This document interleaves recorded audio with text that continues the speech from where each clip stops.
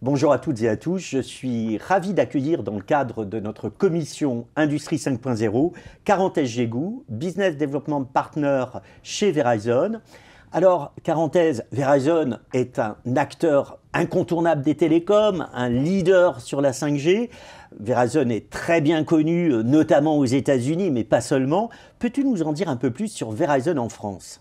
Oui, Verizon en France. Verizon, déjà sur le plan global, est un opérateur global des télécommunications, actif depuis très longtemps, en particulier aux États-Unis, où on a une place prépondérante sur le marché. Et si on s'intéresse plus particulièrement à la France, Verizon a donc une place en fait dans le marché du B2B, où on fournit un certain nombre de services aux entreprises françaises déjà depuis plusieurs années.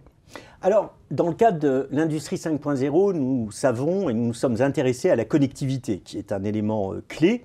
Est-ce que tu peux nous en dire plus, notamment sur la 5G privée, la 5G industrielle et l'industrie automobile ?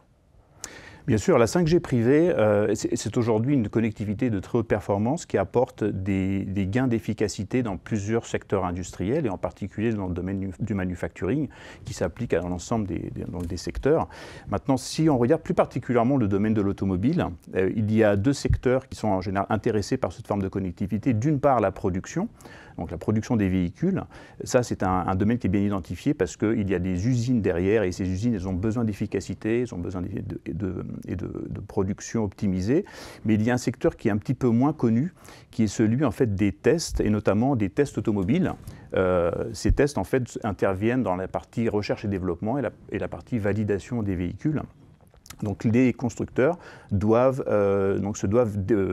tester, donc d'essayer ces véhicules avant de les mettre à la disposition du public. Et donc d'où l'intérêt des pistes d'essai. Maintenant, ces pistes d'essai, elles testent effectivement plusieurs aspects, plusieurs cas d'usage. Alors, je vais vous donner quelques exemples. Alors, pourquoi on a besoin de connectivité sur les pistes d'essai aujourd'hui?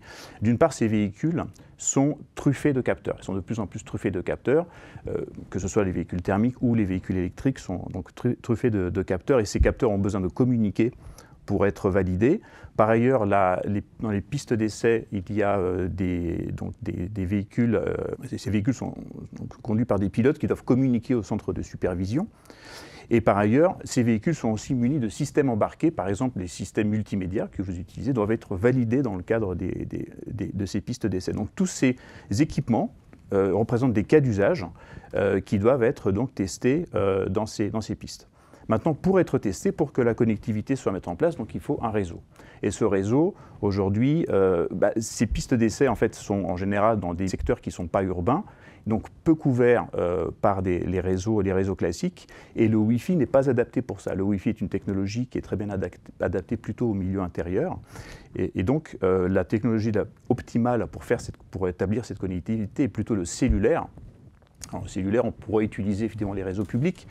Mais il y a trois raisons qui font qu'on s'oriente plutôt sur des technologies cellulaires privées. La première, c'est la sécurité des données. Donc les constructeurs souhaitent que les données qui soient échangées restent complètement isolées du monde extérieur. Le deuxième sujet, c'est un sujet d'indépendance. Donc il faut que le réseau soit la propriété des constructeurs et qu'ils puissent aussi le faire évoluer en fonction de leurs besoins. Et enfin, il ne faut pas oublier que ces pistes d'essai, que ce soit dans le projet dont on va parler ou d'autres, ils sont en général dans des zones qui peuvent être blanches vis-à-vis des opérateurs de télécom, où il n'y a tout simplement pas de réseau public. Voilà. Donc pour ces trois raisons, on s'oriente plutôt vers des réseaux privés. Très bien, et alors justement tu nous avais expliqué dans le cadre de la commission Industrie 5.0 que vous aviez un projet particulièrement novateur avec le groupe Audi. Alors là aussi, est-ce que tu peux nous donner quelques éléments sur ce projet et l'avancée que cela représente à la fois pour l'industrie automobile et puis aussi en cas d'usage pour Verizon ? Audi, dans le cadre de l'évolution de ces véhicules, a souhaité rénover ces pistes d'essai. Donc, ils ont assez rapidement cherché une solution de bout en bout, donc applicatif, serveur et connectivité, afin de pouvoir justement adosser ces équipements aux pistes d'essai et améliorer la performance de leurs pistes d'essai. Dans ce cadre-là, alors ils ont fait ça effectivement pour un certain nombre de cas d'usage que l'on vient d'évoquer auparavant. L'aspect vraiment novateur de ce projet a été en quelque sorte d'unifier tous les tests fait depuis plusieurs pays. Plutôt que de faire des tests dans plusieurs pays, ils ont souhaité en fait faire des tests dans un seul pays en simulant les réseaux de différents pays. En quelque sorte, donc plutôt que d'amener le véhicule dans plusieurs pays et de faire des tests, ils ont ramené tous les réseaux possibles à un seul endroit de manière à ce que le véhicule soit testé de manière beaucoup plus simple. Donc une unité de lieu. Une unité de lieu, donc premièrement, donc ça coûte beaucoup moins cher de véhiculer, de transporter des véhicules. Deuxièmement, il y a le personnel et l'aspect logistique qui va avec, et une rapidité de commercialisation du véhicule, donc une vraie efficacité au niveau commercial. Et enfin, sur l'aspect, sur une démarche de développement durable, ça permet aussi Audi à dépenser, je dirais beaucoup moins, et être plus en ligne avec les principes de développement durable. Donc une contribution à justement absolument. cet aspect de sustainability que nous recherchons notamment dans le cadre de l'industrie 5.0. Absolument. Et ce projet est en cours depuis maintenant quelques temps. Merci beaucoup Carantèse. Nous nous retrouverons le 17 décembre à l'hôtel Potoki, au siège de la Chambre de commerce et d'industrie de Paris-Île-de-France, lors de notre summit.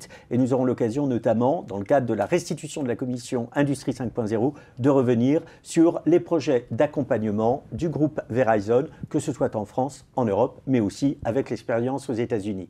Nous vous remercions. À bientôt.